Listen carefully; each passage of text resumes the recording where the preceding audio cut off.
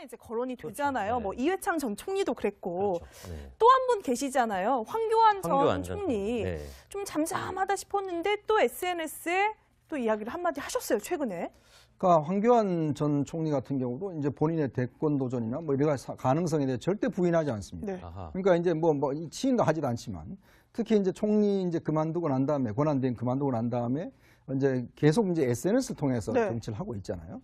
근데 그런 것들이 보면 제가 보기로는 이제 현실 정치에 대한 참여 의사가 분명히 있어 보입니다. 특히 이제 서울시장 출마라든지 있어 보이는데 문제는 지금 이제 이번에도 보면 국정수사에 대해서 상당히 이제 목소리를 높이고 있고 또 보수 진영의 대표주자다. 즉 보수적 목소리 이런 것들을 내면서 본인의 이제 캐릭터를 좀 만들어 나가고 있는 상황이거든요. 그렇군요. 근데 문제는 이게 지금 홍준표 대표하고 좀 상당히 갈등이 있는 거죠. 네. 왜냐하면 홍준표 대표 입장에서는 상당히 잠재적인 경쟁자이지 않습니까? 만약 이게 홍준표 대표가 한다면 보수 세력의 지지를 만약 황교안 전 총리가 얻는다고 한다면 지금 홍준표 대표는 흔들릴 수 있으니까 그래서 절대로 자기는 황교안 전 총리는 서울시장 안 된다라고 이제 아예 못을 받고 있고 근데 뭐 상황이 또 어떻게 바뀔지 모르지 않겠습니까? 그런 면에서 본다면 저는 황교안 전 총리의 정계 복귀도 복귀가 아니죠. 정계 다시 진출 네.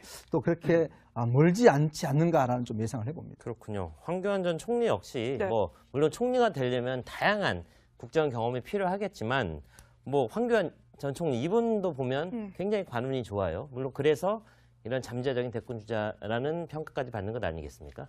네, 황교안 전 총리도 보면 관운이 고건 총리만큼은 아니지만 네. 굉장히 좋죠. 일단은 대구 고검장, 부산 고검장에 거쳐서 박근혜 정부의 초대 법무장관에 이어서 총리까지 했고 네. 대통령 권한대행을 했다는 점에서 공통점인데요. 고건 전 총리와 공통점이 있는 거예요.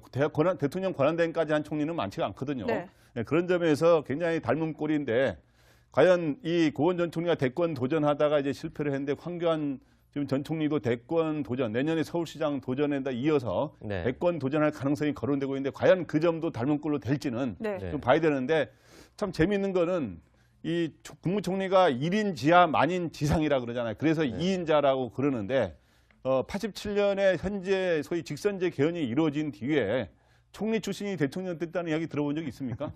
근데 그중에 총리도 하고 당 대표도 한 이회창 전 총리, 이회창, 네네. 이회창 전 총리가 총리 자격으로보다는 당 대표를 한 당수 자격으로서 사실 당 대권에 도전했는데 총리 자격이 아니었다는 얘기죠. 그래도 총리를 한 것 때문에 떨어진 건지 네. 그 전에 총리만 한 분들은 이수성 전 총리라든가 이해찬 전 총리까지 포함해서 여러 사람들이 도전을 거론하다가 지금 고건 전 총리까지 포함해서 다 도전이 거론됐습니다만은 다 실패했습니다. 그래서 알겠습니다. 앞으로 과연 그 전 총리의 그 소위 그 대선에 지금 안 되는 이 기록이 과연 언제 깨질지 그건 주목됩니다. 네. 자, 황교안 전 총리 이제 뭐 교회 정말 독실한 신자로 알려져 있잖아요. 최근에 이제 정치 행보하기 전에 지금 여러 가지 목회 활동을 하고 있는데 저희가 이제 질문을 했어요. 정치하실 생각이 있는지 황교안 총리의 답을 들어보시죠.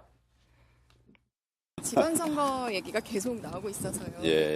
오늘은 주일이고 주일날은 제가 하여튼 예배에만 전념하겠습니다. 네, 향후에 혹시 그럼 뭐 출마라던가 이런 현안에 대해서 이야기하실 자리가 좀 있으실까요? 뭐 그렇게 안 될까요?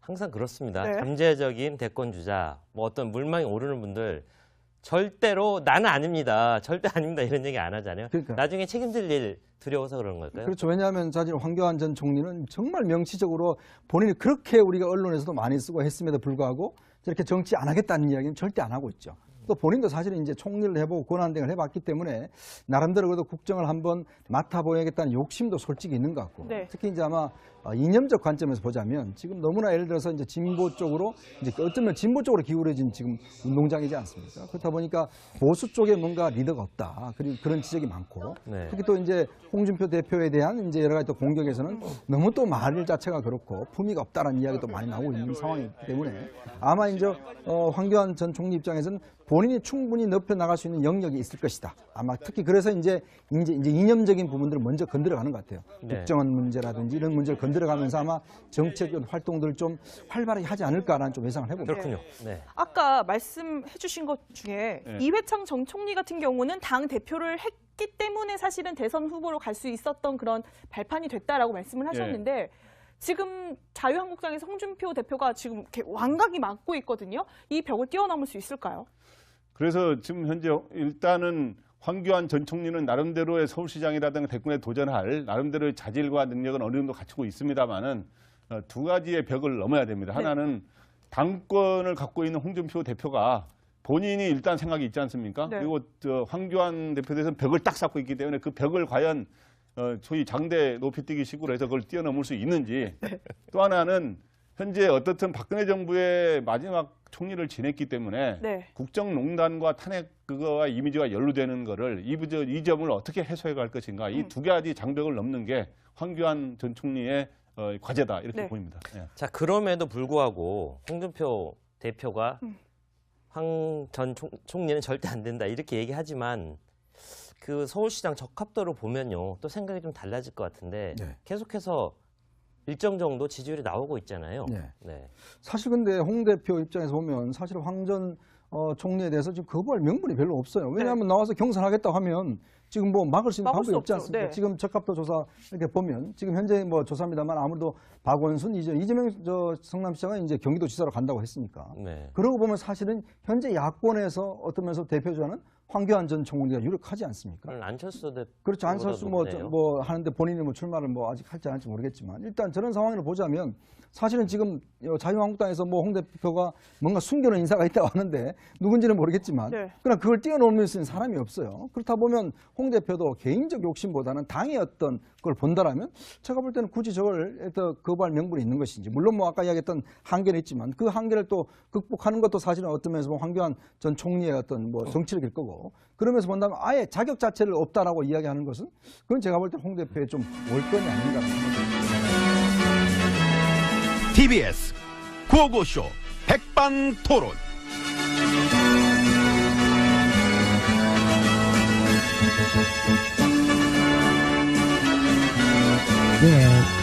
우리 사회의 다양한 이야기를 점심시간에 함께 나눠보는 백반토론 시간입니다. 저는 GH입니다. 저는 MB입니다. 비자금 얘기 또 나왔던데. 나왔겠지 뭐. 그 단서 나왔으면은 재수사 들어가야지. 무슨 힘들게 왜 그래 입 아프게 하지만 안 해도 돼. 해야지. 아니 뭐 하던가 그럼. 어디 뭐 믿는 구석 있어요? 내 믿는 거? 예. 내 자신. 저런. MB는 힘이 세다. 그래서 나는 이 위기에서 나갈 것이다. 나갈 것이다. 안에 계시죠? 예. 나는 나갈 것이다. 하긴 뭐 관진 씨도 나갔어. 그러니까. 곧바로 또 그 임 실장도 석방됐더라고요. 석방 안 시킬 수가 없지. 상관을 죄부터 풀어줬는데 부활을 못 그럴 수 없잖아. 그게 어쩔 수 없이 그렇기 때문에 물러가는 거야 이게. 그래서 그 어떻게 보면은 머리 잘못 썼어. 그치? 그 발부된 영장을 연달아서 2번을 엎어버려가지고 이 법원의 신뢰성도 금이 갔고 괜히 국민들한테 사법적폐 얘기를 다시 환기시켜준 꼴이 됐지. 술을 잘못 썼어. 그래도 밀고 가면 돼. 뻔뻔하게. 응? 이 관진 씨 풀어준 건 법원의 자충수라고 봅니다. 희망적인데 뭘. 좋아 나는. 참 혐의가 댓글 공장만 있는 건 아니세요. 아니긴 하지. 응. 그거 풀려났다고 끝나나? 당장 비자금 문제도 있고. 응? 정치보복입니다. 응? 아직 제대로 까보지 않은 게 얼마나 많은데요. 물론 뭐 내가 좀 많긴 한데. 많으시죠 혐의가. 혐의 부자. 혐의 부자. 나 어렸을 때부터 그래 난 부자가 되고 싶었다. 되셨잖아요. 계좌도 많고. 고맙습니다. 그 심지어 혐의도 많고. 널린 게 혐의야. 그러니까. 아 이놈의 혐의. 남아 돌아 아주 그냥. 몇 개 좀 드릴까? 내가 맡고 있는 저 혐의 중에서 싼 게 어떻게 몇 개 하나 갖다 드릴까? 맛 좀 보실래요 혐의 좀? 응? 내 혐의도 썩어나요. 아 맞다. 차고 넘쳐 아주 혐의가. 혐의 공주. 혐의 갑부. 땡큐. 감사합니다. 근데 우리가 이렇게 혐의가 이토록 참 많은 것은 어느 날 갑자기 뚝 떨어진 게 아닙니다.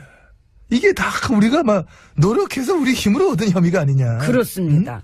예, 지난 9년 동안 우리가 얼마나 많이 노력했습니까? 한국을 바꾸고 싶었어. 바꿀 수 있었지요. 아까워 진짜 생각만 해도 참 진짜. 그러니까 아유.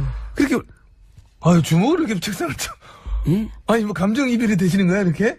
아이고 아까운데 이런 감동적이네 진짜. 감사합니다. 아무튼 이렇게 우리가 지난 9년을 부단히 뭐 노력했기 때문에 이렇게 받게 된 혐의들이지 실수로 졸지에 얻은 뭐 그런 어떤 그런 뚝 떨어진 그런 혐의들이 아니라는 거야. 졸부 아니죠 우린. 그럼 우리는 혐의 졸부가 아니라 혐의 재벌이 맞다. 배부르시겠습니다. 아직도 많이 부족합니다.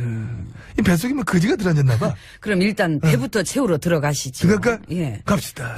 문 열어요. 야, 오늘 감동했어요. 감사합니다.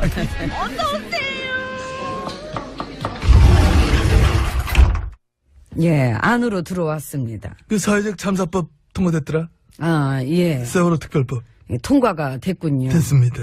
그 우리 일야당 식구들은 반대 45명. 아하, 역시 너무 웃기지 않아? 너무 웃기다. 아니, 불과 그제까지 말이야. 유골 그 은폐 뭐 충격이다 할 말을 잃었다 어쩌고 하면서 참사 유족 유리하는 척 하더니 인간적인 도리가 어쩌고. 그러니까 그런 얘기를 방금 전에 코앞에서 해놓고 딱 돌아서는 참사 특별법 반대하고 있는 거 좀 봐봐. 애당초 그 말이나 하지 말든가. 세월호에 쎄짜도 꺼낼 적이 없는 사람들이 괜히 꺼내가지고 썰레발 쳤다가 여전히 또 돌아서 뒤통수 치잖아. 엄청나 진짜. 막장이에요. 망하는 것 같아. 망할만 하지요. 당이 아만 봐도 정상이 아니야. 참 그래서 걱정입니다. 요즘엔 당내 브레인들이 하나도 없는 것 같지 않아? 진짜로 머리 똑똑한 애들이면은 거기 붙어있기 힘들 수 있지요. 아, 그런 판단, 그렇구나. 이건 무슨 전략도 없고 맨 그냥 막말로만 돌려막기 하고 있으니까. 막말 돌려막기. 막말 깡. 깡은 있잖아, 그래도. 이 깡만 믿고 까불다가 다치면 크게 다쳐요. 그냥 죽을 순 없잖아. 까불어 보기라도 해야지. 그 사실 상식적으로 생각을 좀 해봅시다. 이 나라의 근간을 흔들고 헌정 질서를 유린한 9년 집권 세력한텐 이 선택권이 딱 두 가지밖에 없어요. 뭔데? 내려놓고 집에 갈래 아니면 벌 받을래. 아, 딱 그거지 뭐. 그래도 두 가지 선택밖에 없구나. 그게 일반적인 그 상식이죠. 그게? 예. 나라를 말아먹은 세력들한테는 선택 폭이 원래 좁아요. 그러니까 벌 받을래, 집에 갈래? 그렇죠. 은근 선택력 있다. 그렇다니까. 근데 벌도 안 받고, 집에도 안 가고, 아직도 살아남았어? 막말 돌려막기나 하고. 반성은 뭐 지털만큼도 없이 여전히 막 농락하고 희롱하면서 나란 일에 방해만 되고 있다. 응? 참 보면은 진짜 상식적으로 말도 안 되는 얘기죠. 그건 정 상식적으로 말도 안 되는 얘기죠. 옛날 같았으면 길거리 못 댕겨? 돌 날라왔어. 아유, 그렇죠. 야, 이제 나라 마음으로 간다. 얼레리 꼴레리 막 하면서 막 하고. 얼레리 꼴레리 얼레리 꼴레리 말아먹고 배째래요. 얼레리 꼴레리 얼레리 꼴레리 나 두껍네 나 두껍네. 야, 이 원래 있는 노래야? 요즘에 잘 맞아. 하여튼 이런 식으로. 이런 식으로. 그래서 좋네. 그들에게는 참 더욱더 어떤 국민들의 격렬한 조롱이 필요한 시점이다. 조롱은 권리인 것입니다. 욕 먹을 일을 하고도 반성이 없는 이유는 욕을 덜 먹기 때문이다. 부역자들을 향한 아낌없는 야유와 비난을 멈추지 말아야 합니다. 그래서 나라 말아먹었다 아주 아작이라는구나. 그 뒤가 이렇구나. 이러한 썰레를 만들어 놔야 다시는 이 나라 말아먹는 세력들이 기승을 부리지 못할 것이다. 우리 두 사람뿐만 아니라 9년 집권 세력들에게도 끊임없는 욕설 부탁합니다. 국민 무서워서 기절하는 부역자들 저 보고 싶습니다. 자, 그런 의미로 다 같이 욕 준비하시고 자, 들이마시고 아이고, 참 욕하세요. 잠깐만 이거 지금 할 욕 많은데 왜? 이 노래 나올 시간이네. 아, 그래? 그럼 노래 틀어놓고 우리 하자. 그러면 되겠네. 네, 일단 소개는 하세요. 소리 소개 뭐 이따 해도 되니까. 아, 그런가? 잠깐, 시작. 자, 예라. 예.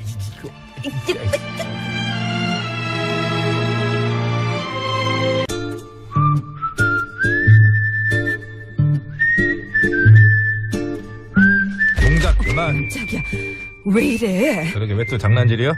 아기, 내가 무슨 장난을 쳤다 그래? 귀신을 속이지 감히 아기를 속여. 내가 장담하는데 전마담 분명 좀 전에 원고 밑장을 빼서 A4 용지로 된 거 전마담이니까 나한테는 B4 용지로 된 거 줬을 것이 내 말이 틀려? 틀려. 네 거나 내 거나 다 A4 용지야. 그래? 양선장은 배문 거래장 얼른 출발해. 왜? 또 어딜 가려고? 전마담 알 거 없어. 하등 도움도 안 되는 거 맨날 멋스럽게 자세히 물어봐. 출발하자. 아기, 양선. 도움이 안 되다니 이거 왜 이래? 나 입에 나온 여자야. 소리가 점점 작아진다는 얘기가 있어. 지금 문자 올라와. 진짜 너무들 하신다 진짜. 나 입에 나온 여자야. 어딜 갈 건데? 그게 잘 들어. 인천의 한 어린이집 보육교사가 2살 배기 애를 학대했다잖아. 어? 학대? 그래, 가만히 앉아있는 애를 발로 막 밀치고 밥 먹고 있으면 반찬 뺏어가지고 다른 애한테 줘버리고 막 그랬다는 것이여. 세상에. 아무리 자기 자식 아니라도 그렇지 어떻게 애한테 그딴 짓을 해? 아리, 그래서 내가 가서 그 인간 대먹자는 인성의 밑장을 확 다 빼버리려니까 사람 만들어 놔보려니까 양 선장 뭐하고 있나 빨리 출발하지 않고 문 걸어 잠궈. 뭐? 당황했구나. 포구보다 낫겠지. 밑장만 빼가지고 되겠어? 그럼 뭘 또 어쩌게? 죽이자. 아이 사람이 어째 그렇게 살벌해? 그럴기까지는 아니지. 아니 죽이자한테 알리자고. 아 죽이자. 그래. 아 한 번 물면은 절대로 안 놓는다는 그 죽이자. 죽이자. 근데 죽이자는 지금 다스 주인 무느라 바쁘다니까. 이런 것까지 물 시간이 없어. 걱정 마 아기. 내가 부탁하면 물어줄 거야. 잠깐 있어봐. 전화 좀 걸고.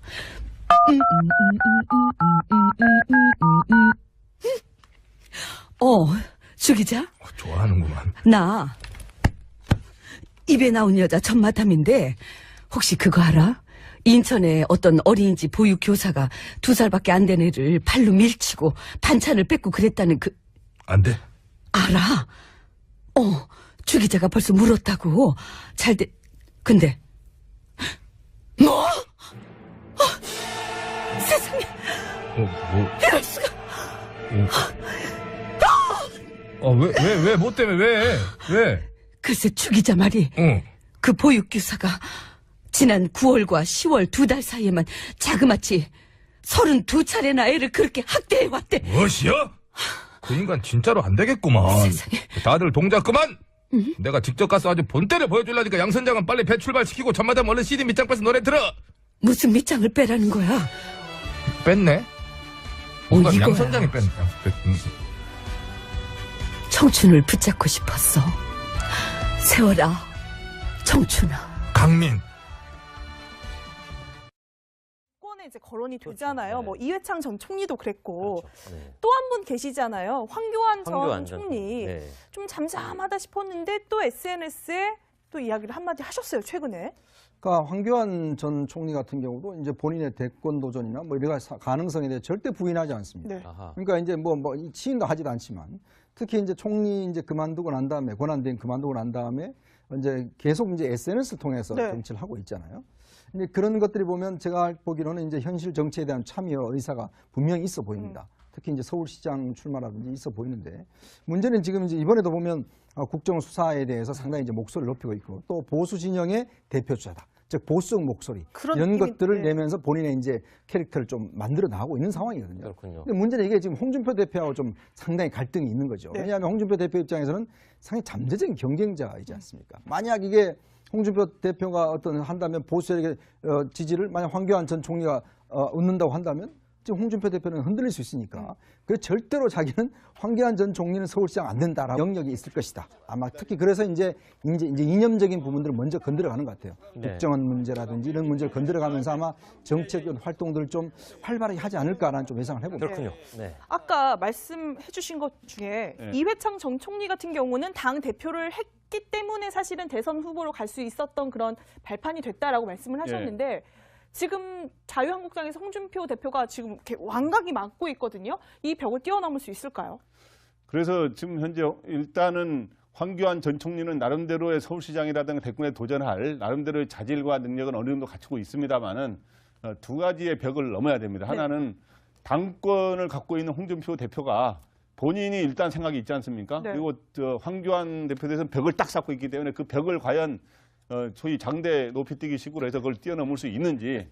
또 하나는 현재 어떻든 박근혜 정부의 마지막 총리를 지냈기 때문에 국정농단과 탄핵 그거와 이미지가 연루되는 거를 이 점을 어떻게 해소해 갈 것인가. 이 두 가지 장벽을 넘는 게 황교안 전 총리. 이제 아예 못을 받고 있고, 근데 뭐 상황이 또 어떻게 바뀔지 모르지 않겠습니까? 그런 면에서 본다면 저는 황교안 전 총리의 정계 복귀도, 복귀가 아니죠. 정계 다시 진출?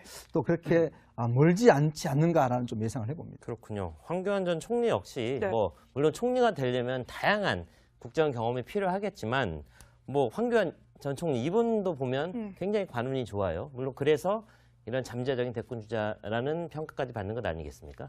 네, 황교안 전 총리도 보면 관운이 고건 총리만큼은 아니지만 굉장히 좋죠. 일단은 대구 고검장, 부산 고검장에 거쳐서 박근혜 정부의 초대 법무장관에 이어서 총리까지 했고 네. 대통령 권한대행을 했다는 점에서 공통점인데요. 오건 전 총리와 공통점이 있는 거예요.